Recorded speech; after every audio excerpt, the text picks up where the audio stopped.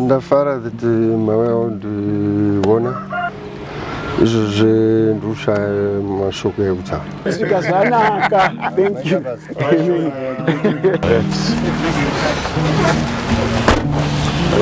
So Mr. Robin, we are in Dara. Tisvike. Mr. Magridge. Sorry,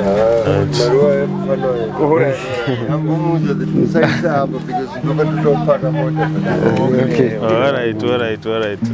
Mr. Magridge, how are you? I'm fine. How are you, viewers? You're tuned in to Pahasha TV. Ndawana comment section wano waibvunza iti where's the church? Nasi church tinayo panapa. Ndakabatwa nevezivamwari church from Bindura all the way from Trojan Mine Bindura, ndina Mr. Tkwabi vari kufar left kwangu ava. Mr. Tkwabi makasimba? Tirikuiti makasimba. Handiti ava munogona kuzvitaurira zita renyu? I'm Elliot Mutemi. Ndinoitwawo madzibaba Philemon Willard. Ava ndimadzibaba nzi ndimadzibaba co-founder. Tinotenda Mwari. Ndivava Mr. Magridge wamaiona pavidhio. Vatariri muri kuona hanzi maoko anopa anoropafadzwa. Tatsikwa nevanhu vaMwari, vanamati vakanzwa utsitsi vaona vidhio vakati aiwa regai tinonosangana navo Mr. Magridge. Vakati aiwa tiri vanhu vamwe tose hatifaniri kusarudzana, tofanira kudanana nekuti tichagara mudenga rimwe chete. Mr. Tkwabi munogona kusununguka zvenyu muzezuru ava mumwe wedu. Shona vanotaura vanozinzwa. Thank you very much Fara nekutigamuchira kwamaita pamba penyu. Isusu tiri church inonzi Zivamwari. Tafamba all the way from Bindura. After taonawo pa social media kuti umwe wedu ari kudawo rubetsero.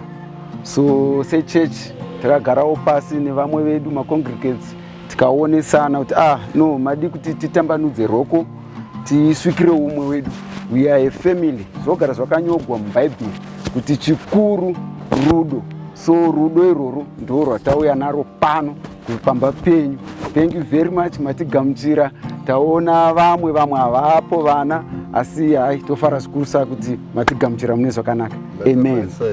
Maita basa kusvika kumaita nditofara kugamuchira. So hatina hedu zvakawanda. Chikuru ndechekuti shoko raMwari izvezvi tinaye pano. Chero tisiri kumuona asi ari pakati pedu panapa. Ndiye atisvitsa pano, tafamba munyasha all the way from Bindura kusvika pano pa Epworth. Saka isusu hatingofambi, tafamba takagumbatirawo zvishoma zvakabvawo kuchechi yeZivamwari. Saka pano tini zvatinazvo muchavhura mega mumba umo nevana muchionesana. Ndizvozvo.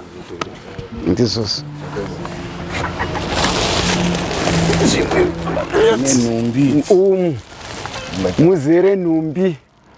Toda kuti muchinje makuseni masikati manheru kusvika zvanaka. Thank you. Mukwikwidzane nevamwe.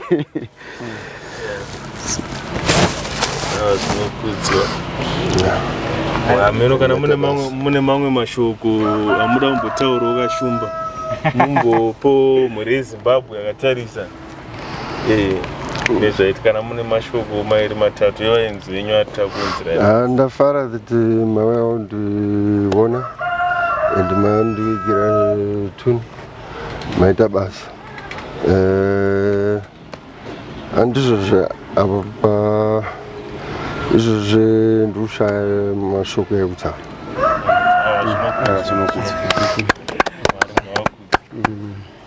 Saka ndizvozvo mhiri yeZimbabwe zvangatafambira iri update kuburikidza nevazhinji vaitumira mameseji vachibvunza kuti chechi iri kupi, tashanyirwa nechechi. Ngatirambe tichibatsirana kana kutsvagawo vamwe vari padyo pedu. Tichiramba tichingosimudzirana nekuti tose tiri vanhu vamwe chete. saka ndozvanga tafambira zvaitwa neziva Mwari chechi tinoikudza zvekare. Saka pari zvinezvi ndinokuonekai, ngatirambe tichiona tichiramba tichibatsirana mazuva ose. Ndinoti sarai zvakanaka.